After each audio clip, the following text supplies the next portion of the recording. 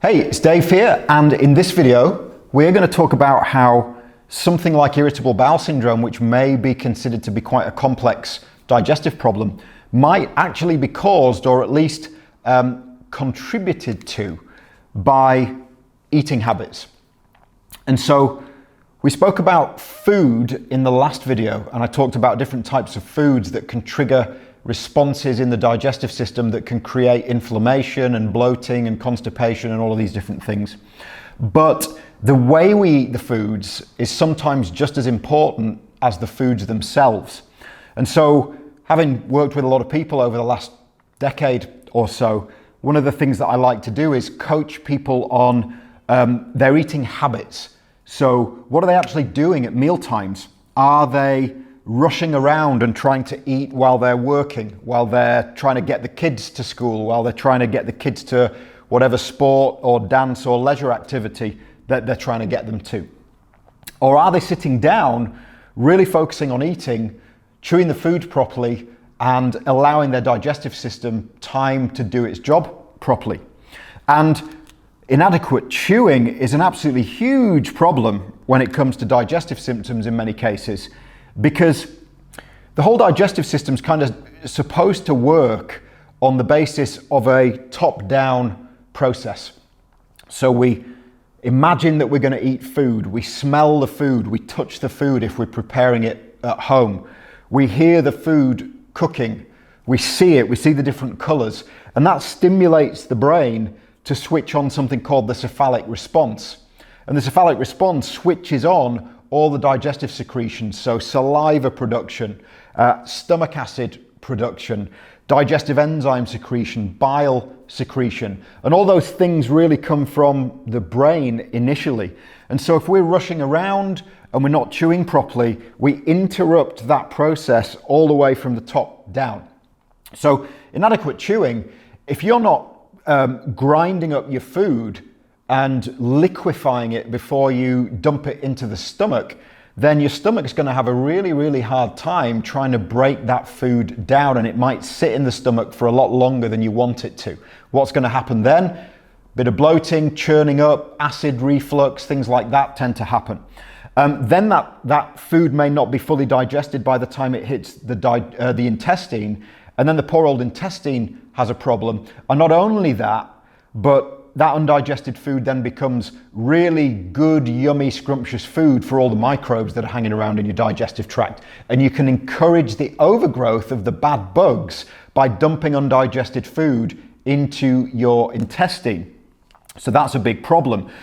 So we don't want to put lots and lots of stress and strain on the digestive system by rushing around thinking that food is unimportant and that everything else that in life is important, such as work and the kids and all of that stuff.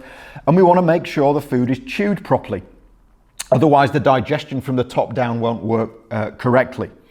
Then another thing that our behavior or our habits can interfere with in terms of our digestion is inconsistent timing. So it's not uncommon for us to consult with people who eat breakfast at a completely different time of day every day. They get up at different times of day, they go to bed at different times of day. They eat the meals at different times of day, and they have snacks at different times of day. And if you try to plot that, it's all over the place. It's incredibly inconsistent. But the body likes rhythm and routine. It likes to know when it's going to be performing certain activities.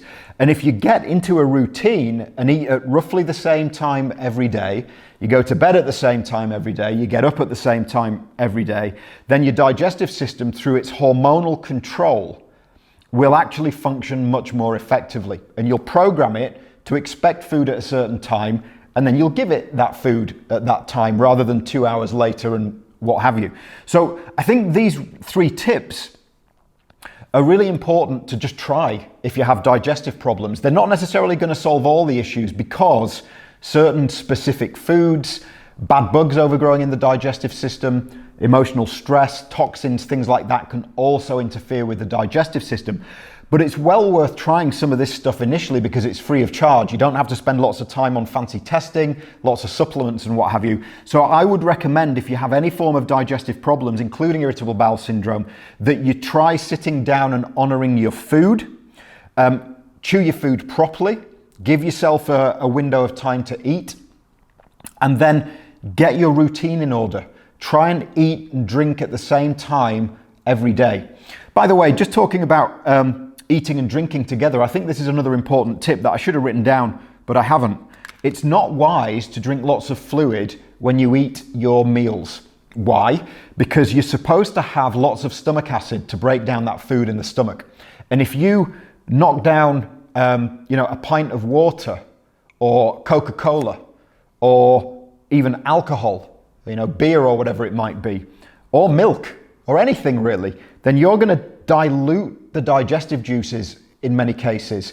And if your stomach function is already compromised, that might well cause a few problems. That seems to be a big one for a lot of people. And so I would always think about, from a habitual perspective, leave meal times to honor eating food and drink your fluids in between meals. So maybe have some water 20 minutes before your meal and then wait a couple of hours to have some water thereafter. And I think that's a good habit to get into as well. So if you try those 4 things, sit down and honor your meals without rushing around, chew your food properly, get your timings right, and separate your fluid and food intake, I think you'll feel a little bit better, if not a lot better. If that doesn't work, and if avoiding certain foods that we talked about previously doesn't work, then you've got to get tested. You've got to figure out what's going on in the system that's upsetting it. What is making your bowel irritable? Because if it is irritable, something is causing it to be irritable. You don't want to go home and just believe what the doctor says, that nothing can be done, right? So try these steps, try avoiding the key foods from the previous video. If it doesn't work within 2 to 3 weeks, then contact us and get some testing. All the details on how to do that are in the video below. Please comment, please feel free to ask questions, and I will talk to you again soon. Thank you.